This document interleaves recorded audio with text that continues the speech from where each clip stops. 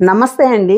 నేను మీ భవానీ కుస్మాని. నేను బాగున్నాను. మీరు బాగున్నారనుకుంటున్నాను. అందరం బాగుండాలని ఆ భగవంతుడిని వేడుకుంటూ ఈరోజు గూడాను కొన్ని మాటలు చెప్పుకుందామండి.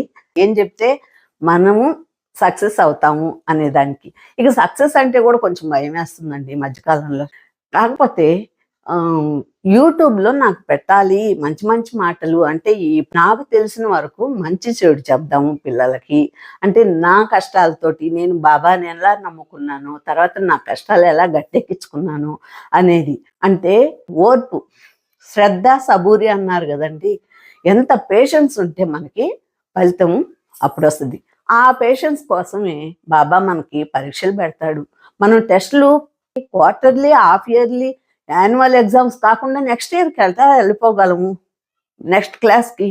అట్లాగే ఇన్ని క్లాసులు దాటుకొని మనము బయటికి రావాలి, ఒక మంచి జాబ్ చెయ్యాలి అనుకుంటే ఎన్ని సంవత్సరాలు చదవాలండి? అలాంటిది ఆఫ్టర్ ఆల్ మనం ఈరోజు వచ్చి ఒక 10 రోజుల లోపలే, ఒక నెల లోపలే సక్సెస్ రావాలి అంటే ఎలా వస్తది? అది ఎలా వస్తది అంటే కూడా వస్తదండి కొంతమందికి అడ్డదారుల్లో వస్తది. కానీ దానికి తట్టుకునే శక్తి గూడా ఉండాలి. ఇక, ఇక తట్టుకునే శక్తి అంటే నిన్నైతే నేను ఒక మాట చెప్పాలనుకున్నానండి. ఆయన ఎవరెట చెప్తే అట్లా తలూపాడండి. ఎందుకంటే ఎటు పోయి ఎటొచ్చింది. ఇటు భార్య పోయింది, ఇటు బిడ్డ బాగలేకున్నాడు. అతని పరిస్థితి అగమ్య గోచరంగా ఉంది. ఎవరికి ఏమి తక్కువ లేదండి బాధలు. అంత బాధలు పడ్డారు. ఇటుపక్కోళ్ళు, అటుపక్కోళ్ళు. మధ్యలో సుఖపడింది ఈ ఈ ట్రోల్స్ చేశారు చూడండి. వాళ్ళు మీడియా వాళ్ళైతేమి, ఈ యూట్యూబర్స్ అయితేమి రకరకాలుగా వాళ్ళని ఆడుకున్నారండి ఒక ఆట. ఆడుకొని ఫైనల్‌గా ఒక మంచి డెసిషన్‌కొచ్చారు.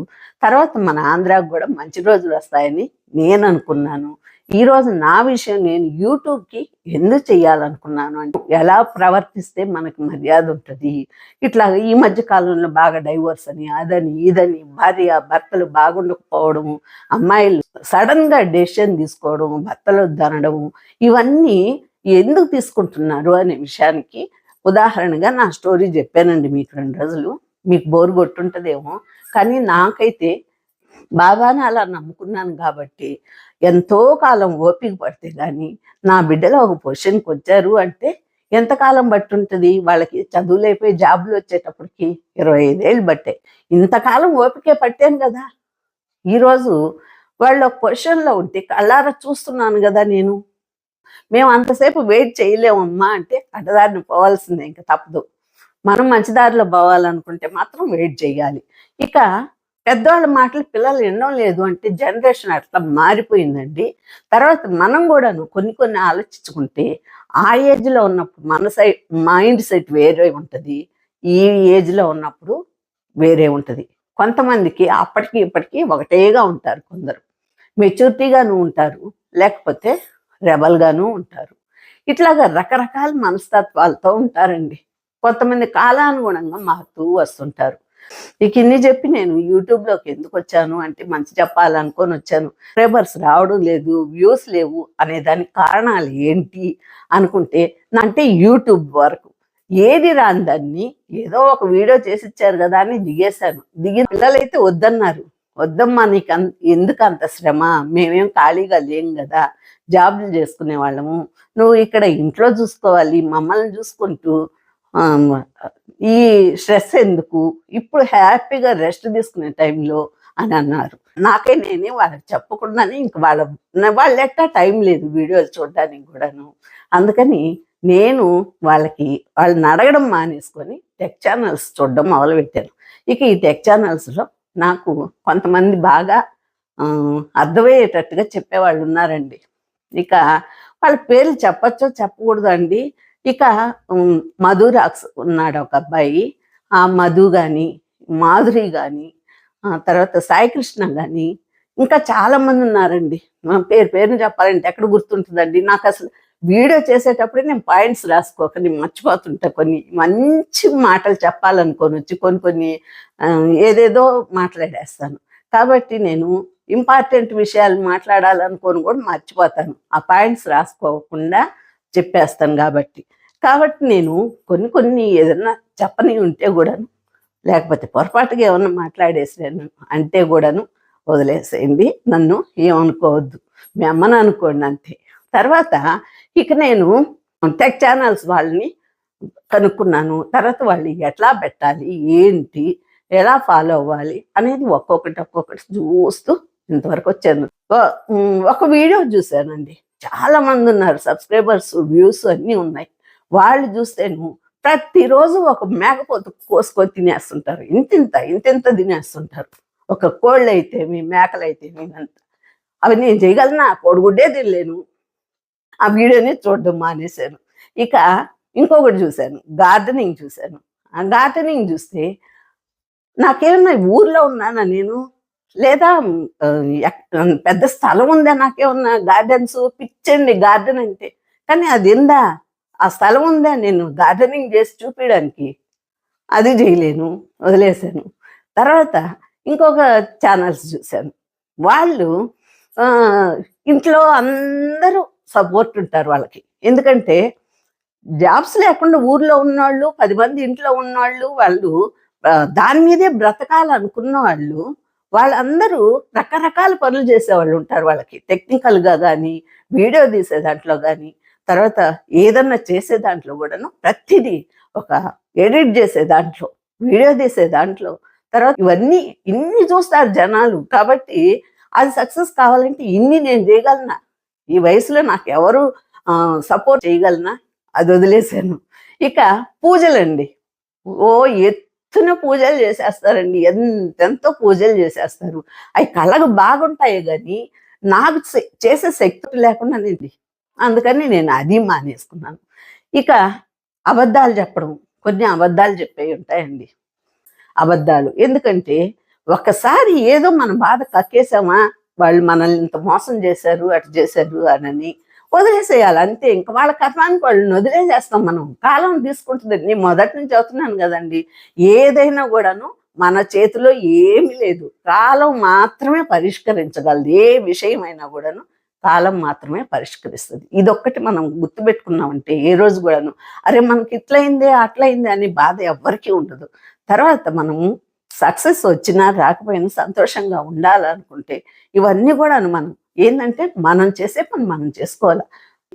అట్లాగే మనకి ఒక ఓర్పు అనేది ఉండాలండి టైంకి. ఇంకా తర్వాత నా జీవితంలో జరిగినవి ఏదైనా మంచి విషయాలు, తర్వాత ఇలా చేసుకోవాలి, అలా చేసుకోవాలి, కాపురాలు ఇలా అడ్జస్ట్ అయిపోవాలంటే ఎవరికి నచ్చుతున్నాయండి ఈ కాలంలో? ఎంతసేపు అత్తగారి మీద కోడలు చాడీలు చెప్పింది, కోడల మీద అత్తగారు చాడీలు చెప్పేది, అవే వింటున్నారు. ఇక నా వయసు వాళ్ళు ఉన్నారు కదా, వాళ్ళేదో మంచిగా కాపురం చేసుకుంటారు కదమ్మా అని అంటే అవి చూడట్లేదు ఎంతసేపు. ఇక ఈ పెద్దవాళ్ళు నాతో పాటు వాళ్ళు కూడాను ఇదే ఫాలో అవుతున్నారు, నా వయసు వాళ్ళు కూడాను. ఏంటంటే అమ్మాయిలకి సపోర్ట్ పలుకుతా అత్తగారులని. వాళ్ళు ఎప్పటి నుంచో ఎన్నో కష్టాలు పడి ఇక్కడ దాకా వచ్చుంటారండి. ఆ కష్టాలు వాళ్ళు మర్చిపోయి ఈరోజు వీళ్ళని వెనకేసుకొస్తున్నారు. ఎందుకు? వ్యూస్ కోసం. నాకు అవసరం లేదండి, వ్యూస్ రాకపోయినా పర్వాలేదు, యూట్యూబ్ చూడకపోయినా పర్వాలేదు, నాకు ఓపికన్నంత వరకు చేస్తాను, తర్వాత మానేస్తాను. తర్వాత ఎవరి కర్మానికి వాళ్ళే బాధ్యులు అవుతారని నేను అనుకున్నాను. అందుకని నేను ఏదైనా సరే మంచిగా చెప్పాలనుకున్నాను. ఇక ఈ మధ్య ఒక ఛానల్ని పట్టుకుంటారండి, ఏదో ఒక ఛానల్ని పట్టుకుంటారు, ముందు వాళ్ళని గిల్లి వదిలేస్తారు. ఇక వాళ్ళని గిల్లి వదిలేశాక వాళ్ళకి సురుకు పెట్టి వీళ్ళని మళ్ళా గిల్లుతారు. ఇక గిల్లి గిల్లి గిల్లి అది పుండైపోయిందండి. పుండైపోయి ఇప్పుడు యూట్యూబ్ అంతా పంపుల దగ్గర, కుళాయిల దగ్గర, ట్యాంకర్ల దగ్గర బిందెలతో కొట్టుకునే స్టేజ్కి వచ్చేసింది యూట్యూబ్ అనేది. కాబట్టి ఇక అసలు ఈ మధ్యకాలంలో అయితే నాకు అసలు వద్దు, యూట్యూబే వద్దు, అసలు మానేద్దాం అనిపించేసిందండి నాకు. నిజంగా ఒక మంచిని తీసుకునే రోజులే కాదండి ఇప్పట్లో. ఏదైనా కూడా కాంట్రవర్సీ ఉండాలి, అప్పుడైతే కానీ జనాలు చూస్తారు ఏంటి అని. ఇప్పుడు పాతకాలంలో ఎవరైనా పక్కిళ్ళల్లో ఏదైనా గొడవలు జరుగుతుందంటే పరిగెత్తుకొచ్చేవాళ్ళు అందరూ. ఈ సిటీలో ఇప్పుడు లేదులేండి కల్చరు, ఇంకా ఊర్లలో ఎక్కడన్నా ఉందేమో నాకు తెలియదు. అప్పుడు వాళ్ళ ఇంట్లో ఏమైంది అని దూరి వచ్చేసేవాళ్ళు. ఇప్పుడు యూట్యూబ్ వచ్చిందండి, దూరి దాంట్లో చూసేదానికి ఎక్కడ గోల్ జరుగుతుందో ఆ థంబ్నెయిల్స్ చూడండి, కరెక్ట్గా బెటర్ ఏది కూడాను. ఆ థంబ్నెయిల్స్ కూడా మనం చెప్పే మ్యాటర్ ఏం బెటర్, అక్కడ వేరేది పెడతారు. ఆ వేరేది పెట్టినప్పుడు ఏముందా అని ఎగ్జైట్మెంట్, లోపలికి పోతే ఏముండదు అక్కడ. అట్లాగా ఈ విధంగా పాపులర్ అయిపోతున్నారు. ఇక నేను చెప్పింది ఏంటంటే, ఏదైనా కూడాను ఒక రేంజ్‌లోకి వచ్చిన తర్వాత ఎవరికి వాళ్ళు మనం జాగ్రత్తగా ఉండాలని నేను అనుకుంటాను. నా యూట్యూబ్ అయితే ఇలా స్టార్ట్ అయింది. మళ్ళా ఇట్లాగే ఎండ్ అవ్వద్దేమో అని నేను అనుకుంటున్నానండి. నేనైతే ఎందుకంటే ఇప్పుడు కొంత టాలెంట్ ఉంది. ఇప్పుడు డాక్టర్లు గాను, లాయర్లు గాను వీళ్ళందరూ ఈ ఈ లాయర్లు కూడానండి కొంతమంది అయితే చెట్టు కింద ప్లేడర్ లాగా అయిపోయారండి. కొన్ని కేసులు ఫ్రాడ్ కేసులు తీసుకొని వాటికి సలహాలు చెప్తున్నారు. అంటే లేనిపోని ఒక ఇద్దరు ముగ్గురిని కూర్చోబెట్టేసుకొని వాళ్ళ సమస్యలు చెప్పినట్టు వీళ్ళు తీర్పిచ్చినట్టు ఇలాంటివన్నీ చేస్తున్నారు.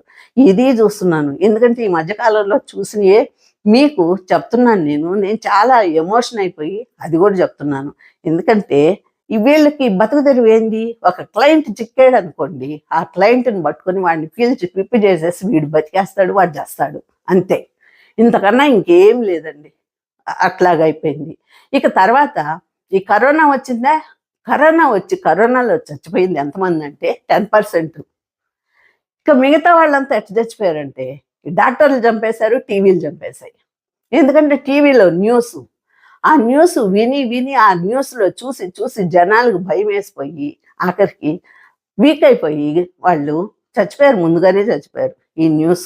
ఈ న్యూస్ ఛానల్స్ అయితే ఫస్ట్లో మనకి న్యూస్ ఛానల్స్ వచ్చినప్పుడు ఈ మీడియా ఇది స్మార్ట్ ఫోన్ లేనప్పుడు, యూట్యూబ్ లేనప్పుడు, ఇవన్నీ ఎంత ఇది లేనప్పుడు న్యూస్ ఛానల్లో ఒకటే ఊదరు కొట్టి కొట్టి కొట్టి జనాల్ని పిచ్చి పట్టించేసేసి దానికి ఒక ఫుల్ స్టాప్ పెట్టారు.